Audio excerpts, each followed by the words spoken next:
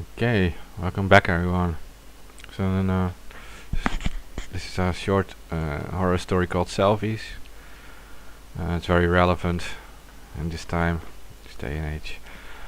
Um, if you enjoy this story, make sure you subscribe to this channel. Send it to your friends and scare them too. Or leave a comment below the video afterwards and tell me what you think of this story. And if you have other great stories to tell, just let me know, and let me know where I can find them, or come on air with me and tell them yourself. If you're watching this late at night, make sure to watch something nice afterwards and avoid any nightmares. So enjoy. Selfies. It is originally written by Lavi Tidar. It's a creepy little horror tale about the fate of a young woman who makes the mistake of a lifetime when she buys a new phone in a local mall. Let's start. 733. In one of the last pictures, I'm running down the street, and it's dark. The street lamps are dim and the light oozes down sickly and yellow. I can feel my heart almost bursting in my chest, the taste of something sour and unpleasant in my mouth. I'm running as fast as I can. I have to get away. The moon is a sickle moon. Its cheek is pockmarked with acne scars. It looks down on me. It hangs overhead like a malformed knife. They're running behind me and they're gaining. They're not even running hard. They spread out around me. They match their pace to mine, easily, without effort. They whisper my name, Ellie, Ellie. Just ahead is the rusty iron gate to the old playground. I used to play on the swings when I was a little girl. They crowd me here. I don't know if kids still use the swings. I stumble through the gate and into the playground. I just have to keep running, but I take a picture then. I can't help it. I take a picture, and it's just me and the gate and that sickle moon and no one at all behind me.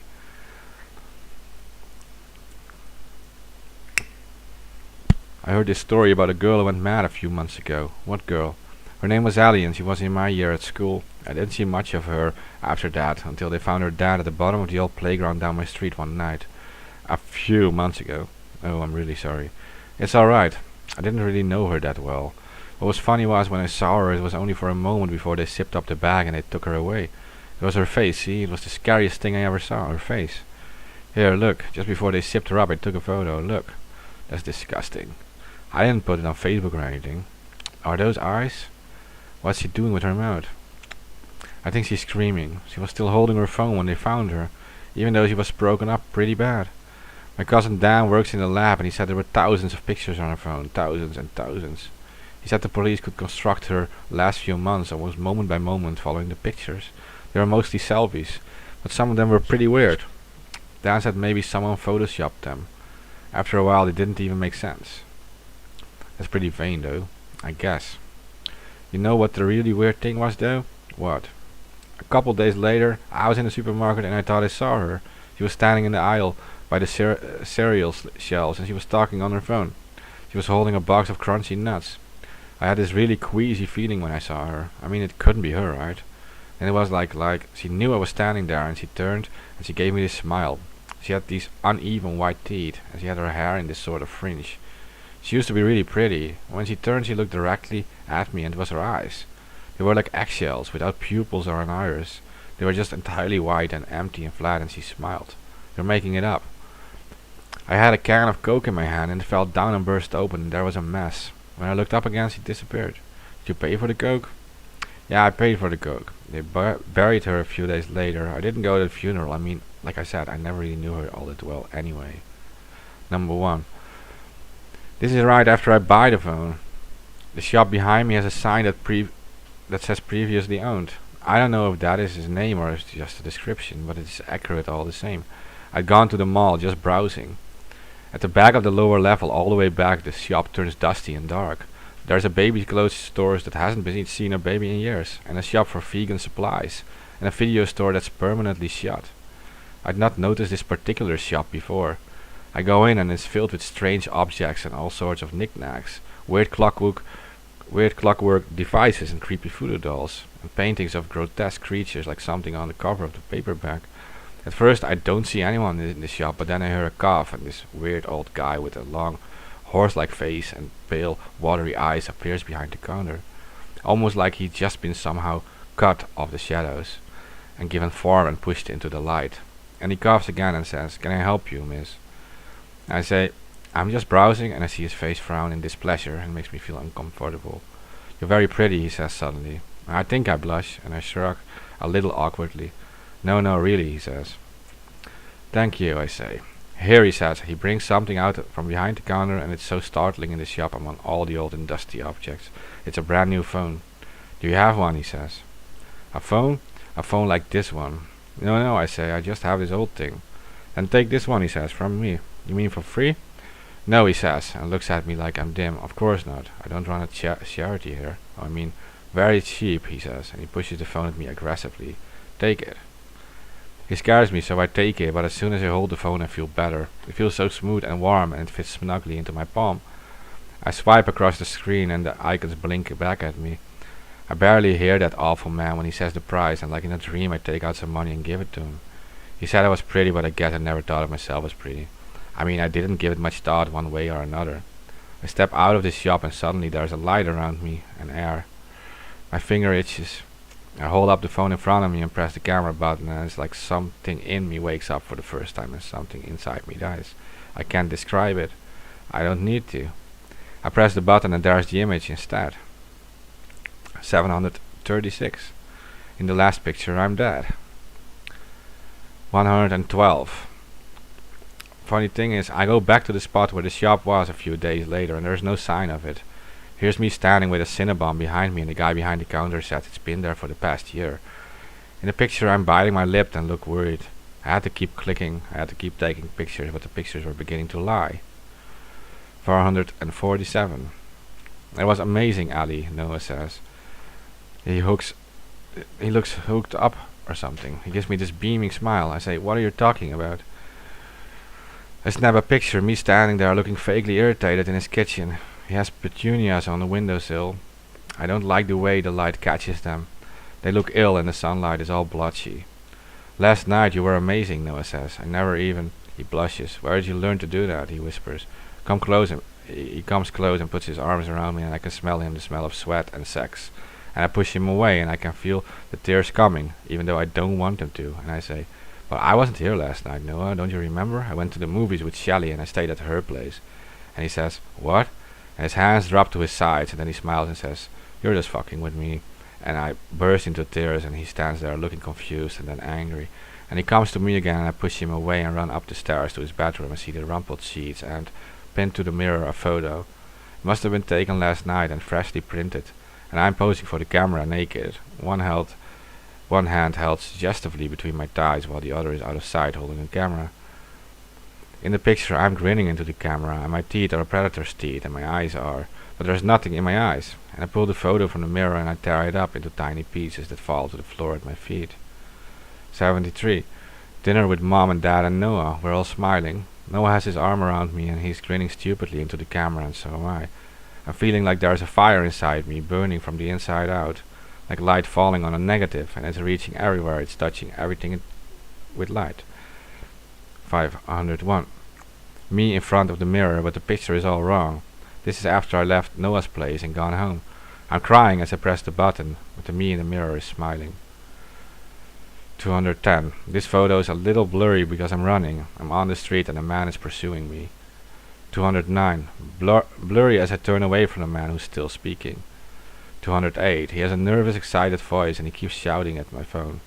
We're both caught in the photo, and for a moment his face is both almost erotically excited and incredibly terrified. 207. A man approaches me in the street, but he's not in the photo. He wants to buy my phone. I can't really understand what he's saying. He's tall and thin with a straggly beard, and he smells as though he hasn't washed for a few days.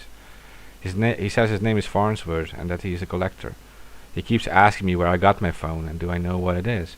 I tell him it's just a phone, but he doesn't really listen. He says something about mimic objects and parasite mechanics and things that look like other things.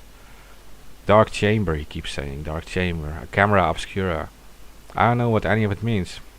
I start to turn away from him, I think. From the corner of my eye, I catch my reflection, standing on a street corner. only there's no mirror there. 600. There is someone standing outside my house under the street lamp, but I don't dare look. It's so quiet, and nothing moves. Nothing moves, but I know it's there. The silence is like a living thing, or the echo of living things. It's like a dark chamber in my room, and the only illumination comes from outside. The light presses against the curtains. Something is standing outside under the lamp. I pull back the corner of the curtain, and I don't look out, but I take a picture. In the picture, something with my face is standing outside, and it's looking back at me, and it's smiling. 342. Someone has slipped an envelope under my door in the night, and when I open it I find a piece of paper inside, torn from a book. I'm holding it next to my face. My eyes are puffy. Can't just about make out the letters, it says. The mad Jesuit, Father Alphonse, in his 16th century manuscript, Umbra Autem Extempore, first wrote of the curious properties of a certain kind of light, or rather, shadow or shadows. It's unclear in view of sometimes contradictory translations. He wrote the manuscript while incarcerated in a monastery in the bogs of Scotland, while he was held for blasphemy for some several years. In it he describes a device which he claimed to have constructed, a sort of optical instrument or camera obscura, that is to say, a dark chamber, for the capture of such anti-light or shadows, or possibly in some translations, notably the French Guéraud manuscript of 1653, a soul. The mad Jesuit committed suicide, or perhaps was killed. The record is obscure, by falling from the top of the monastery to the bogs down below. How he made his way from the stout walls of the cellars that imprisoned him to the top undetected is unclear. Nor was there any sign of the device found after his death, though he himself was eventually found and buried. For many months afterwards, local peasants reported the unsettling sight of a man answering Father Alphonse's description, being seen far and wide, sometimes in the midst of night and sometimes plainly in the height of day. But the figure never spoke, or if it had, none had recorded its words. I don't know what it means, it's gibberish. 655. It's blurry because my hand is shaking so much and you can't make out anything. 415. Farnsworth again. I point the phone at him and he shrieks and runs away before I can take his picture, so I take mine instead. 416 and another. 417 and another. 418 and another, and with each one I feel better and worse, like I'm being cut up into a lot of tiny little pieces, like bits of me are lost, like there is me and me and me and me and another. 12. Standing in the park in the sunshine with my new phone, and I'm so happy and everything is going to be alright. 469. Me with a crying face, dark. I have red eyes, it's night and I've just been woken. Farnsworth is outside shouting. An Ikari is a spirit torn from your soul by a curse, who now lives independently. In some cultures they believe that every photo takes away a little bit of your soul. I'll pay you anything, he says. I can hear a dog barking. Give it to me. His voice is so lonely and so desperate. Then the dog stops barking suddenly and Farnsworth gives a high-pitched shriek. I don't have to look outside to see what he sees. 652. It's outside the supermarket. 653. I go into the supermarket and I bump into another customer and I mumble sorry. And then when I look, just for a moment, she looks back at me and she smiles with my face. 654. My hand is shaking. A shot of me against supermarket shelves. Shoppers pushing carts loaded with food and cans and cereal. One by one they stop and raise their hats and look up at me. They smile with my face and they have no eyes. Someone whispers my name, Ellie, Ellie, and I run. 729. In one of the last pictures I'm running, the road spreads out ahead of me and the sleeping suburban homes. The moonlight is sucked into the asphalt. I run. The only sound, the beating of blood in my head. The air is scented with jasmine. Ahead of me is the old playground where we used to play. I don't look back when I take the picture, but I know they're there.